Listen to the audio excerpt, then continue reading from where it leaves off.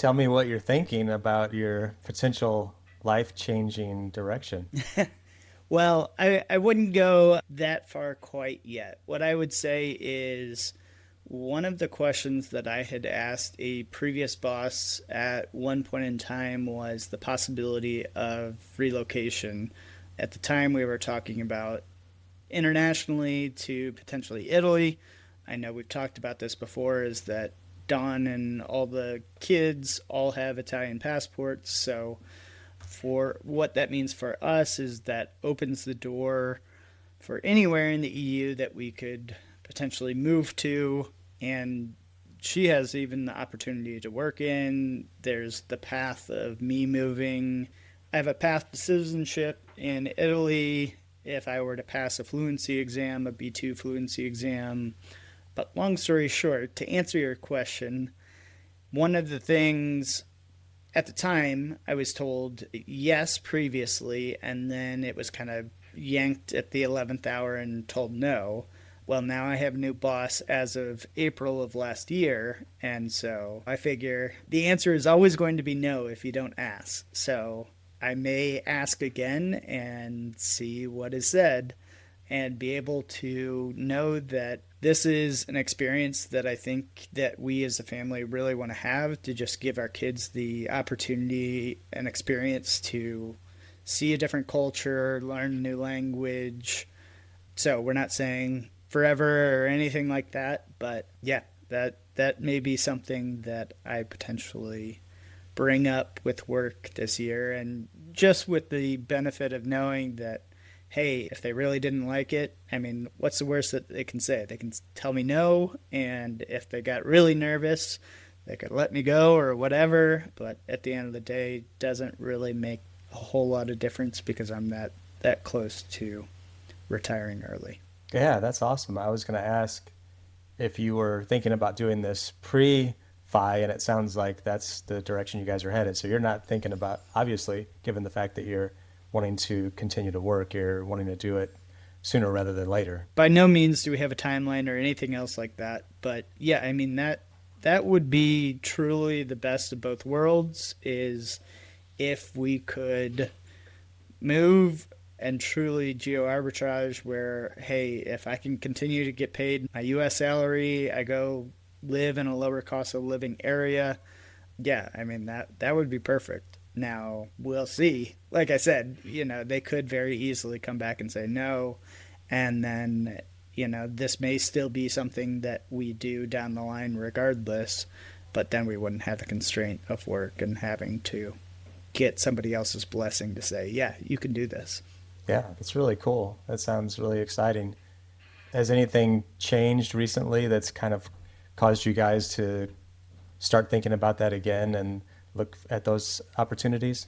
A couple of different things. So we really want to get the kids there. The sooner the better. That's easier for them to acclimate to a different language, learn a different language. We'd like to enroll them in just normal school there. So the fact that my sons and my daughter are just learning to read.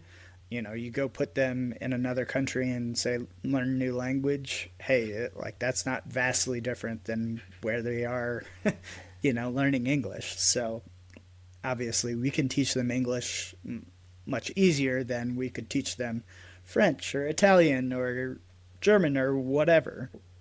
Yeah, I mean, that's one of the reasons. I think another reason is definitely the political climate of the U.S. right now. Frankly, we're not real pleased with the things that are happening in this country politically. Now, I'm not one to go read the headlines and say that it's terrorizing my every single day, but, I think it is making an impact on people in this country, and while that hasn't directly, I would say, been us beyond maybe our pocketbooks at the grocery store or things like that, yeah, things like bombing other countries and our kids having to endure active shooter drills in kindergarten, that's a scary thing, and that's a thing that other countries, especially other developed countries throughout the world, don't Yeah. don't have these same problems. Yeah, that makes a lot of sense. I was thinking as you were saying that about my son's situation. My youngest son, he has been kind of trying to figure life out at 20 years old. And when I left full-time work back in April, he was on my insurance, which I had the whole family covered. And we went to Lori's insurance plan, which was going to be significantly more expensive to insure the whole family. So where we're impacted currently is that we moved Landon over to the Affordable Care Act insurance and found him something on there that was, I mean, it was like $20 a month. It was very minimal. And his employment status has changed a little bit. So we've been submitting, Lori's been in the process of submitting information back. And then now, like, all the subsidies have been cut or slashed dramatically to the point where now they're saying that he needs to pay, at one point it was 400 and something dollars a month. And then it dropped down to like 250 or something like that. But it's just for a person that's making just a couple $1,000s a month and doesn't have access through their current employment for health insurance. Yeah, it's one of those things where it's like, wow. I mean, we all knew this was, the potential was here and that it was going to be coming, but to really see it and live it and try to navigate through it, it's been a challenge for sure. And I know it's impacting, obviously, a lot of people. So, yeah, I don't blame you if you have other options to pursue those and see what else is available out there. Right. I mean, I know that when Dawn and myself did our case study for our local chapter, right, I mean, I know that we have the superpower of being able to just pull the proverbial escape hatch and run off wherever we really want to go in the EU. And that's not true for a lot of people. But yeah, I mean, a lot of the common problems, or not even problems, but I would say concerns that people have in FI, for, you know, to put it bluntly, are kind of solved in the EU. Is healthcare, and for us, I mean, education costs is a huge question mark, right? If our kids are going to go to college, you know, how much we should save. Like, of course, that cost, just, if history means anything in this country, then those costs are just going to continue to escalate. I mean, the rise of AI continues to show that even, you know, anything that is focused around a person doing a job, that cost is going to continue to increase because, like, you still have to have that person. So I can't imagine that the cost of education is going to be dropping anytime soon in this country. And it's much more affordable in other parts of the world that we're specifically looking at. I'm curious, as you're saying that, and some of the two biggest costs that you were looking at covering in your timeline when you get to FI would be, like you said, healthcare and college. Have you experimented or looked at the numbers to see how much closer you might be if you didn't have those two expenses in your future? Don't tempt me with a good time, Josh. No, I imagine that's almost, it's scary to, maybe not scary is the wrong word, but it's probably like, okay, if we were just going to go move to one of these countries, we could probably just call ourselves FI right now. Wow. And be done. I'm willing to bet. You know, now, of course, this is hearsay based off of the very limited research that we've done, listening to other people in YouTube land that has shared expenses and whatever else. But some of the numbers that were being thrown out, just for perspective, you know, there were 3 different families throughout France that we were looking at last night. Each and every one, you know, could range, let's just say the median was probably pretty close to $50,000. So that's half of our expenses for today, or pretty close, right? It's really interesting too. I'm thinking about how we're in this current situation, however we want to look at it from a geopolitical or whatever standpoint. I'm sure there are still people that are trying to actively pursue citizenship or migrating into the US.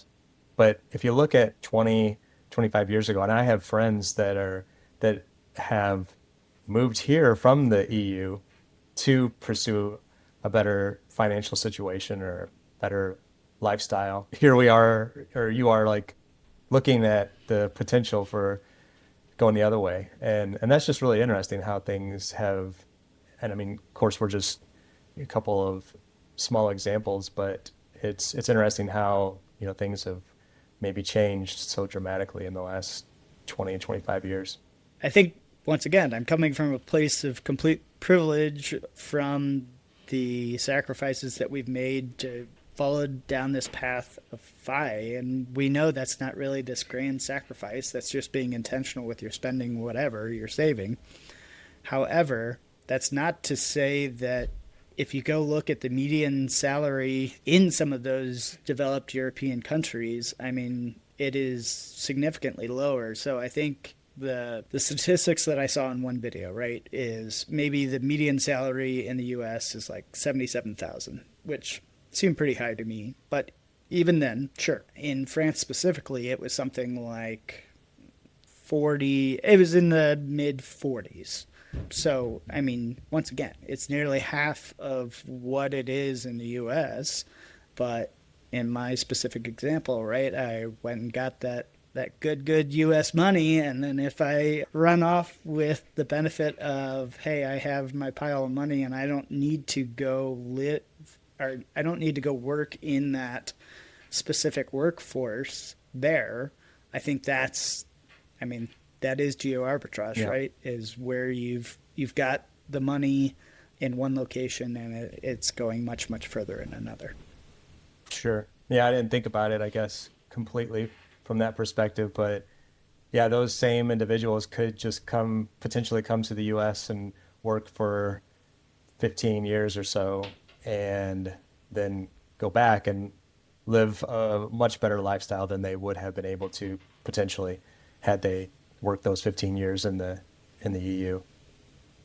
Right. Yeah. I mean, I try and put it, I mean, it certainly is a thought experiment that I have even for myself, right? Is, okay, if we made this choice for our family to move, and let's say it wasn't just like a year or two, if it was longer term, am I putting my kids at a disadvantage by going to these institutions? Like, everybody puts this gold standard on American education or different schooling. Does that put them at a strong disadvantage comparatively? I don't think that it does necessarily. And like I said, just because, let's say, if they were to go through any international schooling, that doesn't prevent them from going back to the U.S. for college or doing whatever. But at least they've got the optionality of knowing that they can make those choices, not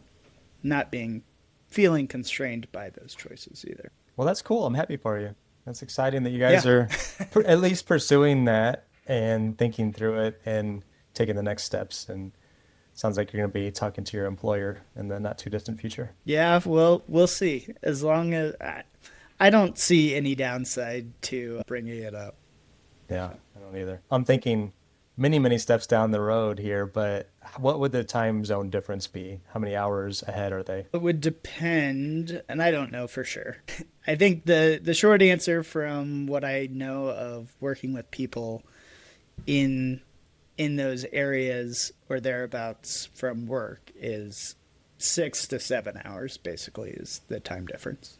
That's what I thought. Yeah, we had a plant in Molsheim, France, and that's where my boss's boss resided, and we met very frequently, so there was definitely some overlap. And yeah, I think it was about 6 hours. So I'm just thinking about this podcast.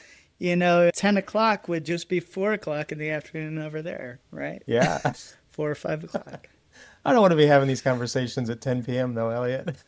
No. I'm saying your 10 a.m. would be my 5 p.m. theoretically. Oh, yeah. We could make that work.